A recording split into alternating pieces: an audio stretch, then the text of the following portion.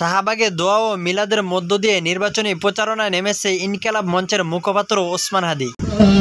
নবীজি আছেন মদিনায়, ইয়া নবী সালাম আলাইকা, ইয়া রাসূল সালাম আলাইকা, ইয়া হাবিব সালাম আলাইকা, সালাওয়াতুল্লাহ আলাইকা, ইয়া নবী সালাম আলাইকা, ইয়া রাসূল সালাম আলাইকা।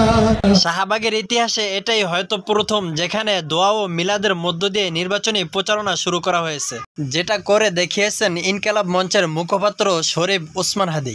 আগেই ঘোষণা দিয়েছিলেন তিনি ঢাকা ৮ আসন থেকে নির্বাচন করবেন। পূর্ব ঘোষিত সেই নির্বাচনী প্রচারণার আনুষ্ঠানিকতা আজ শুরু করলেন শাহবাগে দোয়া ও মিলাদের মধ্য দিয়ে।